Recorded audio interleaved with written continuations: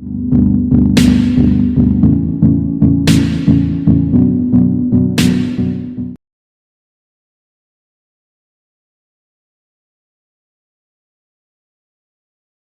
सिंह प्रथम का प्रधानमंत्री था। किसका प्रधानमंत्री था?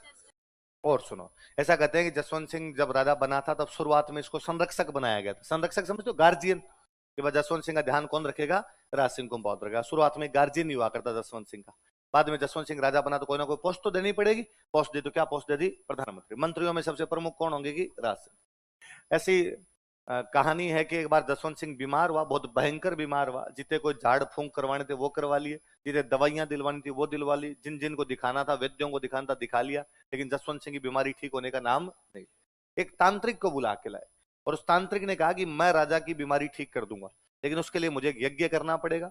तांत्रिक कहा करिए, यज्ञ करिए। क्या? यज्ञ में नर बलि देनी पड़ेगी। क्या करना पड़ेगा? नर बलि, व्यक्ति की बलि।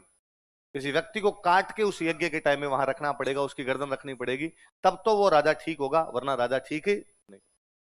तो कहा तुम तो यज्ञ शुरू करो, नरबली भी दे देंगे, कोई दिक्कत नहीं। तो उसने कहा कि नहीं, किसी ऐसे आदमी की बलि नहीं दी जाए कि जिसको तुम जबरदस्ती पकड़ के लाओ, कि तुम किसी को उठा के लेके आ जाओ, अगला चल रहे आज राजा के लिए बलि की आवश्यकता है। बंदा अपनी मर्जी से आना चाहिए कि हाँ मैं राजा के लिए मरने के लिए तैयार हूं। तो उनका ठीक है, आ जाएगा, ये भी कोई दिक्कत नहीं है। उस समय राजा के प्रति लोगों में इस प्रकार की भावनाएं होती भी थी। कि तो आप ज्यादा दूर मत जाइए, साउथ इंडिया में अभी कोई हीरो मरता ना, हीरो, उसके पीछे 50 एक सुसाइड होती है। साउथ इंडिया वालों में अभी तक। तो साउथ इंडिया में पुराने टाइम का रिवाज है कि जब राजा मरता था तो उसके सारे दोस्त मरा करते थे साथ में, जो जो राजा के आसपास में रहते। तो ये कर्नाटक ये वाईएसआर राजशेखर रेड्डी कहां का सीएम है? आंध्र प्रदेश। आंध्र प्रदेश वाला जो वो वाईएसआर राजशेखर रेड्डी, अब तो उनका बेटा है। जो पहले वो जब खुद मरे थे, प्लेन क्रैश हुआ था, तो काफी 40-50 लोगों ने सुसाइड किया था। तो ये रिवाज है महाराष्ट्र साइड में। तो ये भी कोई बड़ी बात नहीं थी कि राजा के लिए कोई जान देने के लिए तैयार हो जाता है कि हाँ साहब मैं कटवा लूंगा लो। तो कहा ले आएंगे, कोई दिक्कत? तो उसने कहा नहीं नहीं नहीं, तुम किसी को पकड़ के लेके आ जाओ, मर्जी से आना चाहिए। तो उन्होंने कहा मर्जी से आ जाएगा यार, क्यों चिंता करता है।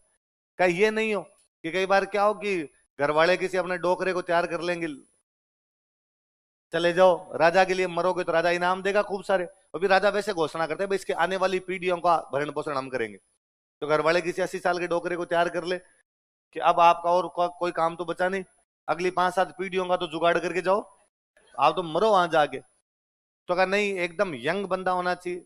तो कहा अरे एकदम सही लेके आएंगे यार, तुम यज्ञ शुरू करो। उसने कहा नहीं, राजा के बराबर शक्तिशाली आदमी होना चाहिए। राजा के बराबर शक्तिशाली आदमी अपनी मर्जी से अपना माथा कटवाए तो राजा के अंदर का भूत निकले, वरना राजा के अंदर का भूत नहीं निकले।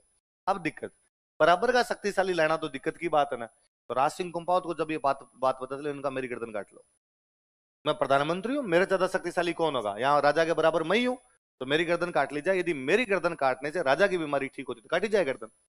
तो राज सिंह कुंपावत अपनी बलि देते हैं, फिर वो तांत्रिक यज्ञ करता है, जसवंत सिंह की बीमारी ठीक होती है। अब एक बंदा जो इस प्रकार अपनी गर्दन ही दे गया, उसकी छतरी अच्छी नहीं बनाओगे तो किसकी बनाओगे? तो बाद काका की छतरियों में सबसे अच्छी छतरी यदि किसी की बनी हुई तो किसकी बनी हुई? तो मुझे याद है एक बार सवाल आरपीसी गया था कि राज सिंह कुंपावत किस पद पे था, या जसवंत सिंह की किस पद पे काम करता था? प्रधानमंत्री। किस पद पे था? या उसके गार्जियन के रूप में काम कर रहा था, इसलिए उसने कहा मैं गार्जियन हूं। गार्जियन का काम ही होता प्रोटेक्ट करना। अब यदि भूत आ गया, भूत से प्रोटेक्ट करना है तो भी मैं करूंगा इसके अंदर। लिखो, अगली छतरियां लिखो, गेट आउट।